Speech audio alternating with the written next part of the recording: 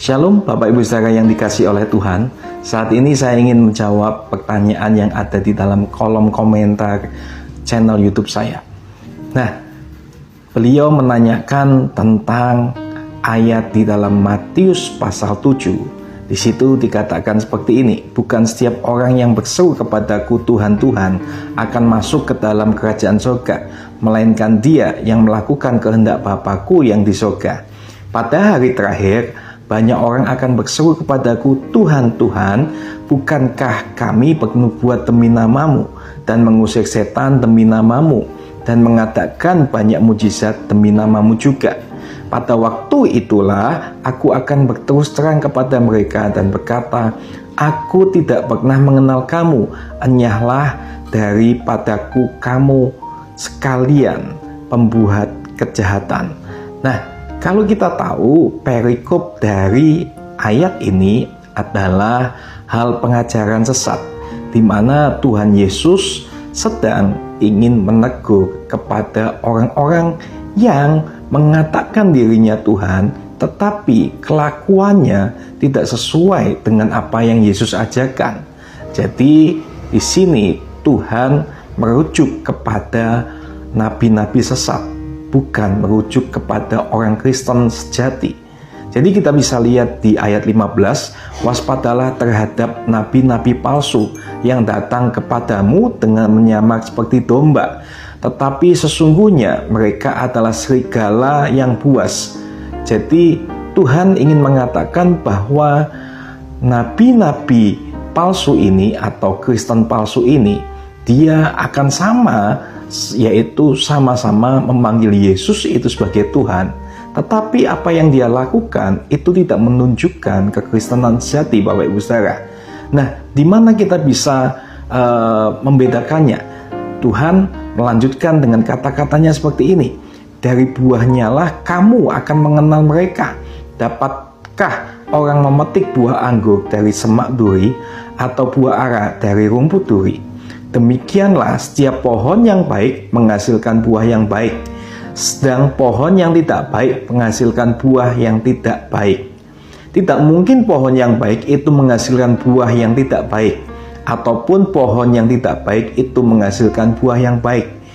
Dan setiap pohon yang tidak menghasilkan buah yang baik pasti ditebang dan dibuang ke dalam api. Jadi dari buahnya lah kamu akan mengenal mereka.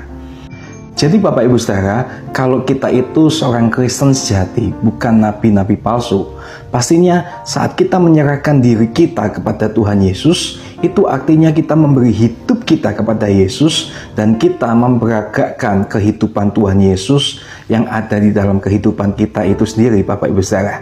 Nah, karena Alkitab mengatakan bahwa kita itu harus pikiran seperasaan dengan Tuhan Yesus.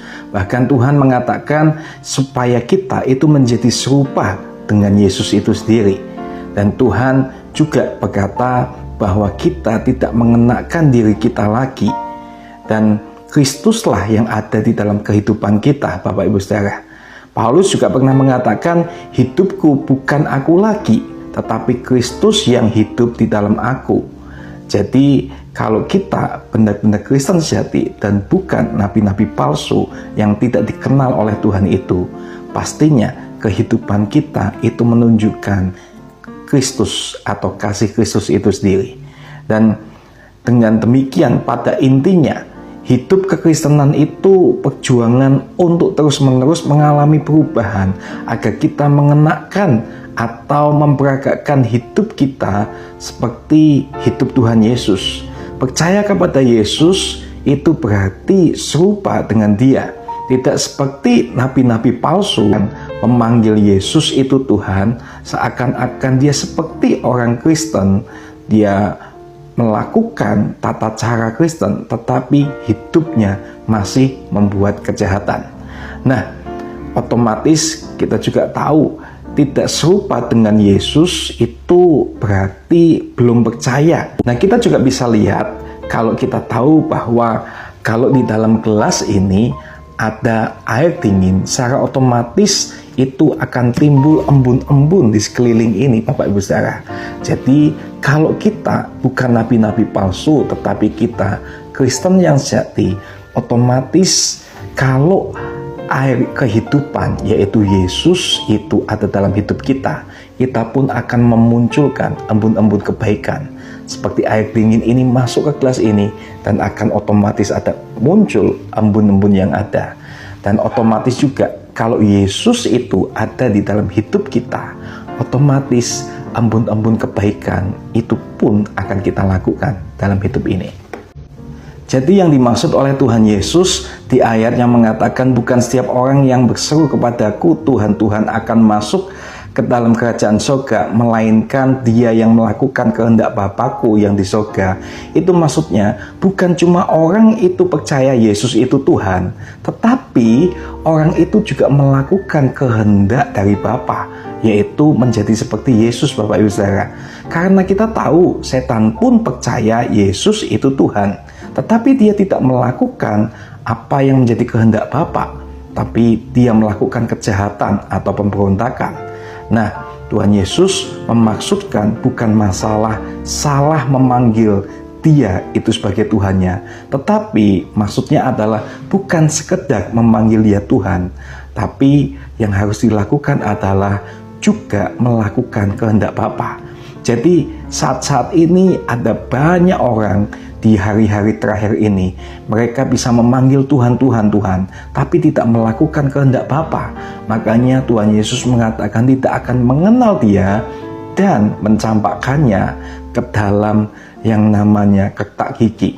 Nah, kita lihat juga ada banyak orang-orang yang mengatakan dirinya adalah hamba Tuhan, memakai kedok agamawi, rohani kelihatannya aktif pelayanan, tetapi hatinya masih jahat.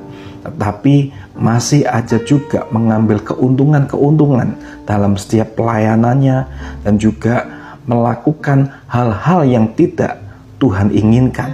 Nah, itulah yang Tuhan maksudkan, Bapak Ibu Saudara.